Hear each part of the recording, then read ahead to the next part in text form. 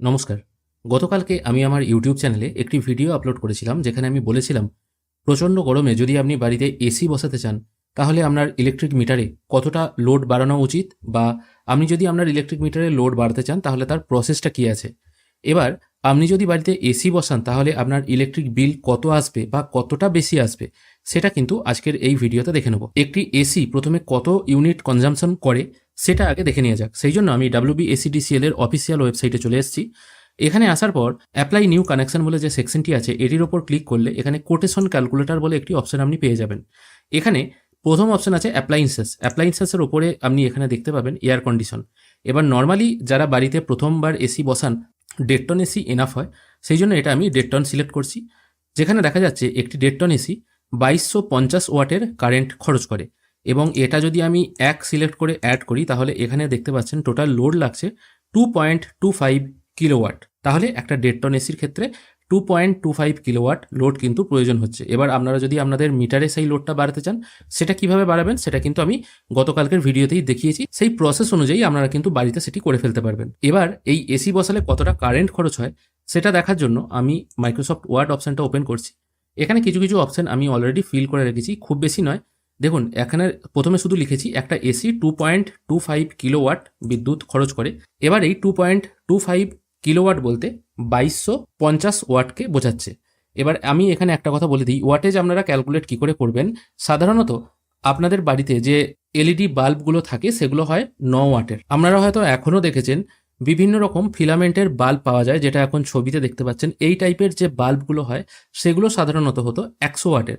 তার মানে একটা এসি এই 100 ওয়াটের বাল্ব যে পরিমাণ কারেন্ট খরচ করে তার 20 গুণ বা 22 গুণ কিন্তু কারেন্ট বেশি খরচ করে। তার মানে বুঝতে পারছেন সাধারণত একটা 100 ওয়াটের বাল্ব যখনই আপনি হোল্ডারে ফিট করবেন তারপর মিটারের সামনে এসে দাঁড়াবেন, দেখবেন মিটারের আলোটা কী হারে দপদপ দপদপ করে জ্বলছে, মানে প্রচণ্ড ফাস্ট কিন্তু ইউনিট খরচ করে।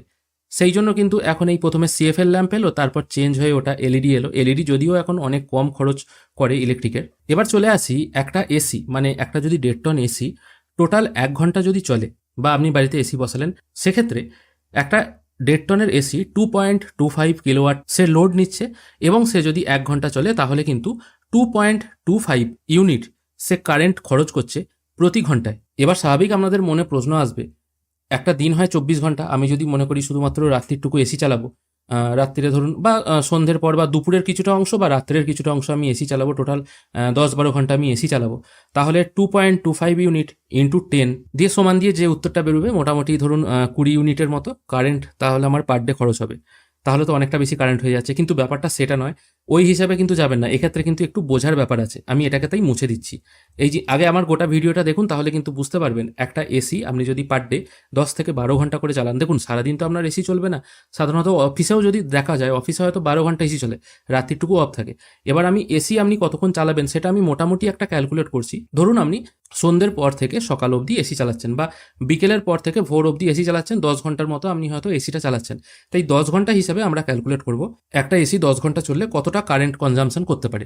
এবার এটা বোঝানোর আগে আমি আপনাদের ফ্রিজের উদাহরণটা দিচ্ছি, কারণ এসি সবার বাড়িতে না থাকলেও ফ্রিজ কিন্তু সবার বাড়িতে আছে। ধরুন একটা ফ্রিজ, সেটা গরম হয়ে গেছে, ভেতরটা যখন খুলছেন তখন দেখছেন গরম আছে। সেই ফ্রিজটা যখন আপনি ফার্স্ট টাইম পাওয়ার চালু করলেন, ফ্রিজ চালালে দেখবেন হালকা একটা শব্দ আসে। এখনকার ফ্রিজগুলো কিন্তু অতটা শব্দ আসে না, কিন্তু একটু পুরোনো দিনের ফ্রিজে দেখবেন বেশ শব্দ আসে। ফ্রিজটা যখন ফার্স্ট টাইম চালানো হয় এবং ফ্রিজের ভেতরটা যখন গরম থাকে, ফ্রিজের ভেতরটাকে ঠান্ডা করার জন্য ফ্রিজটা কিন্তু ফার্স্ট টাইম প্রায় আধ ঘন্টা 45 মিনিট চলে।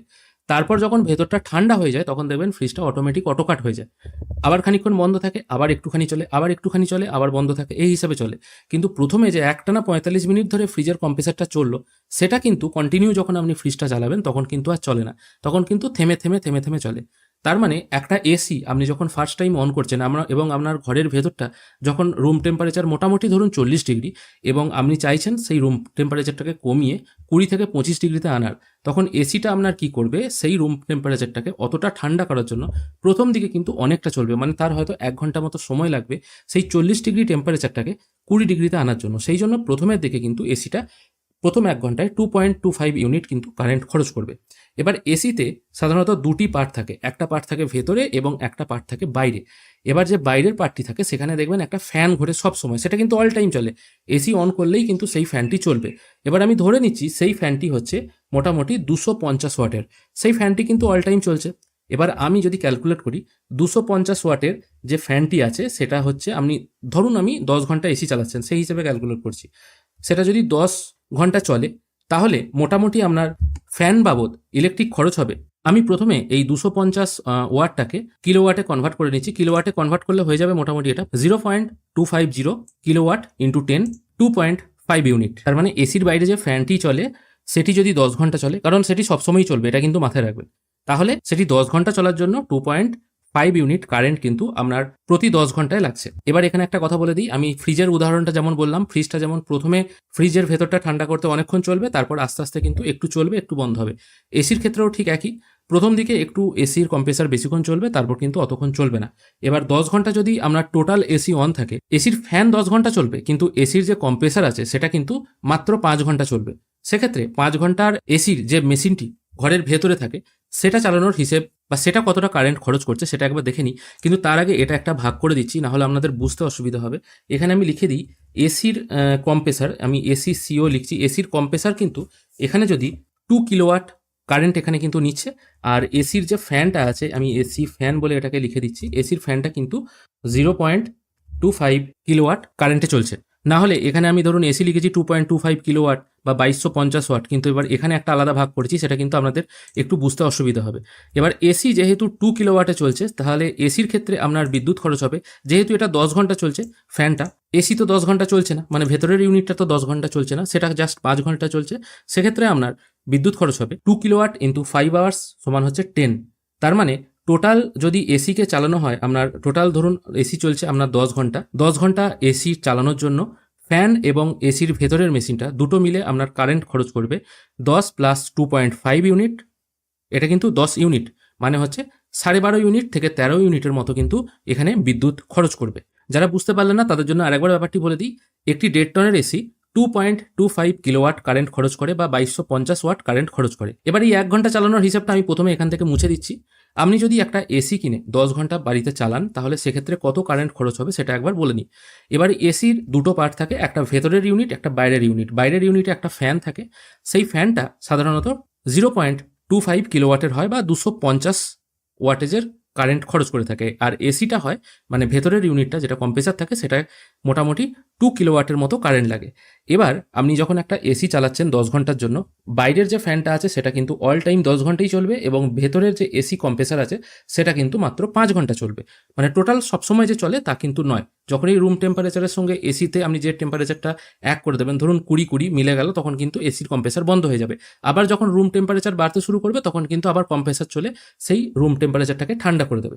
ধরুন 20 থেকে 21 হলো, কম্প্রেসার চললো, এবার 20 থেকে 21 সেই 1 ডিগ্রি কমাতে এসির নিশ্চয়ই সারাক্ষণ চালানোর প্রয়োজন নেই, তাই খুব তাড়াতাড়ি সেটা ঠান্ডা করে দেয়। এবার এক্ষেত্রে হিসেবটা আসছে ফ্যান চলার জন্য, মানে ফ্যানটা যেহেতু 10 ঘন্টাই চলবে, 0.25 কিলোওয়াট ইন্টু 10 এই টাইমটা ফ্যান চলছে, তাহলে প্রতি 10 ঘন্টায় আপনার ইলেকট্রিক কনজাম্পশন হচ্ছে 2.25 ইউনিট। আর একটা এসি যেহেতু ভেতরের কম্প্রেসারটা সবসময় চলছে না, 10 ঘন্টায় এসি চালালে 5 ঘন্টা চলে, সেক্ষেত্রে আপনার এসি কারেন্ট খাচ্ছে 10 ঘন্টায় 2 কিলোওয়াট ইন্টু 5। 10 ঘন্টায় আমি এই কারণে বললাম 10 ঘন্টা এসি চালিয়ে রাখলে 5 ঘন্টা কম্প্রেসার চলছে, সেই জন্য 5 ঘন্টার হিসেবটাই আমাকে ধরতে হবে, ইন্টু 5 করলে এটা 10 হচ্ছে। আর যেহেতু বাকি 5 ঘন্টা এখানে চলছে না, তাহলে 5 ঘন্টার তো কোনো কনজাম্পশন নেই, সেক্ষেত্রে এটা 0 হবে, সেই জন্য এটা আমি 5 হিসাবে গুণ করেছি, তাহলে এটা 10 ইউনিট আসছে। তার মানে একটা এসি 10 ঘন্টায় 10 ইউনিট প্লাস ফ্যানের জন্য 2.5 ইউনিট, 12.5 ইউনিট থেকে 13 ইউনিটের মতো কারেন্ট খরচ করে। এবার আপনাদের ইলেকট্রিক বিলে যদি 10 ঘন্টা করে আপনারা এসি চালান, স্বাভাবিকভাবে পার ডে 12 থেকে 13 ইউনিটের মতো কারেন্ট বেশি লাগবে। এবার তার সাথে আপনাদের বাড়িতে আরও অন্যান্য অ্যাপ্লায়েন্সেস আছে। ধরুন আপনার বাড়িতে গ্রীষ্মকালে বিল আসে 3000 টাকার মতো।